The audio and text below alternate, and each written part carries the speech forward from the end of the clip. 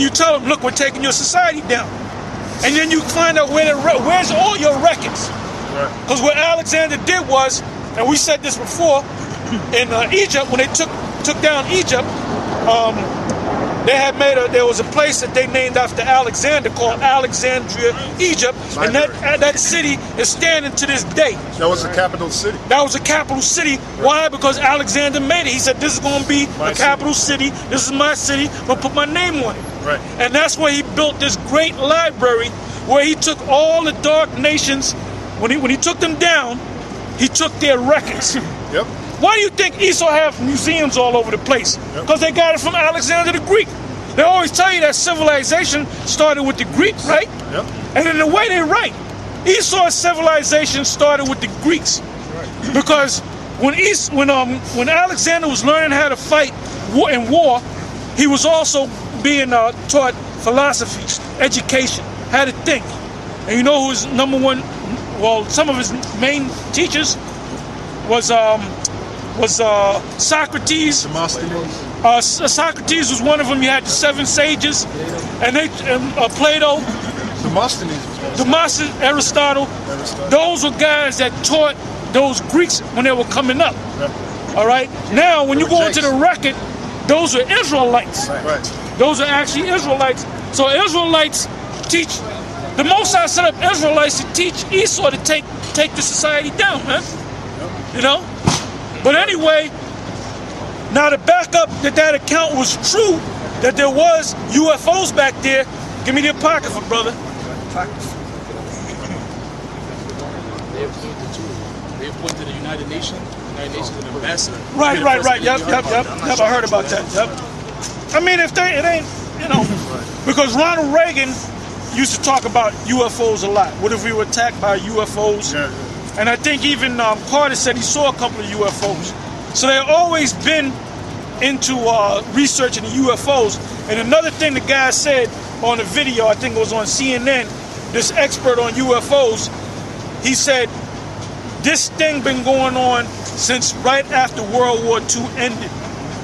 Now when you read the scriptures, after World War II ended, really World War III began. So we've been in World War III.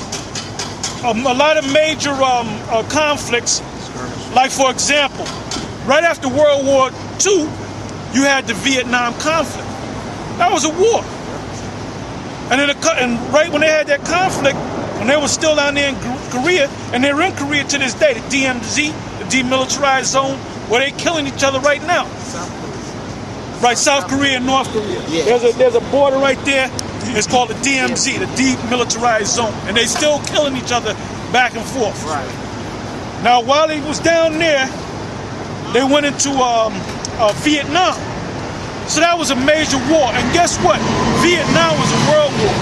Because it wasn't the U.S. You know who was in Vietnam before the U.S. got there? The French. So you had the French down there. The French pulled out and slowly pulled out, and the United States pulled in.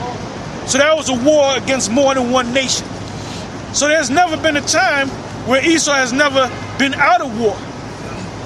Now this guy said that the UFOs were heavy in surveilling these power plants and these nuclear sites, facilities, and these silos and stuff where they build missiles. They said, like I said earlier, Russia, United States, Iran, and China. All right?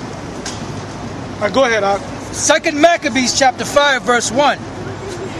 About the same time, Antiochus prepared his second voyage into Egypt, and then it happened that through all the city... So this backs up that story, man. So when I read that story, I know ain't no Edomite made that shit up.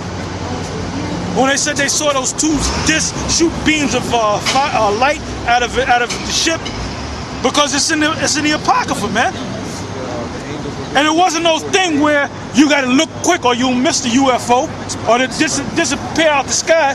It said there was an innumerable amount of UFOs up in the skies for a period of about 40 days. And it said that the Greek army, they were afraid, and they said, we hope this thing turns out good. Right. We hope that these people come for our good.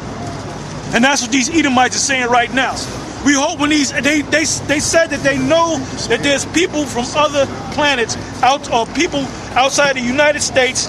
They know about the UFOs technology. They have evidence going back to the 40s and even before. Hell, they got evidence of UFOs during the time of slavery. Yeah. How do you think the slaves sung that song, "Swing Low, Sweet Chariot"? And they called it a chariot, man. Yeah. Preceptor. Go ahead, and then we're going to read that. Jeremiah 10:2. Thus saith the Lord, learn not the way of the heathen, and be not dismayed at the signs of heaven, for the heathen are dismayed at them. And all those guys, if you notice, that they were interviewing them, they had that nervous look on their face. You know? Because if you're a pilot and you up in the air, man, and you doing so many let's say so many missions, you're gonna see some strange things. Yep. Yeah, all right? Like Serlin, Rod Serlin. I was gonna say that. Yep. Yeah, the creator of Twilight Zone. He was a paratrooper. Yeah, he was a paratrooper before he started that series.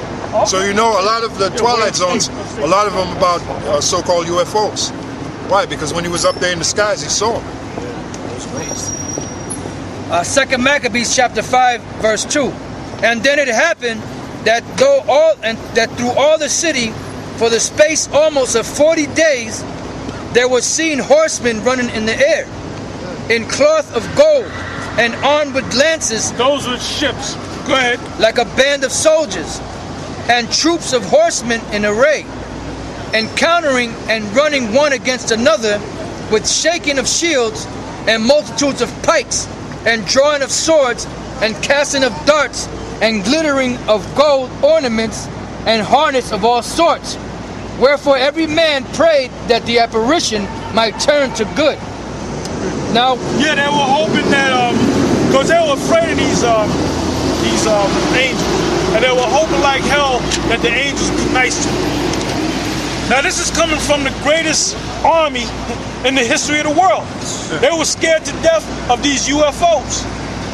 And the way that it was explained or written, the way the brothers reading it, they were doing military maneuvers, man. It was the same way like what's going to happen in the future.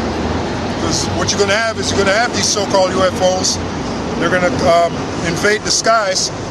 And the so-called white man is actually going to get their Air Force to go up there and fight them. So the same way they were dismayed at them back then during the time of Alexander the Greek is the same way they're going to be dismayed in this time. Because it tells you in the scripture, when Yahushua comes, he's going to come as a military formation. Right? That's in Isaiah. Yeah. Just like Elatar said, they were doing military drills, as it were. You know what that is? Yeah, Isaiah 31 and 5. 31 and 5. Yeah. No, I was just going to say they were doing, just like Elatar said, they were doing military formations back there during the time of Alexander, right? The same way when they come back now, they're going to be doing military formations. And here's the scripture to prove it. Isaiah 31 and 5. As birds flying, so will the Lord of hosts defend Jerusalem. Defending also he will deliver it, and passing over he will preserve it. Right, so what is that? That's a military formation. And then you notice it says as birds flying. Now, have you ever watched birds flying down south? They fly in a military formation. All right? And then we found out that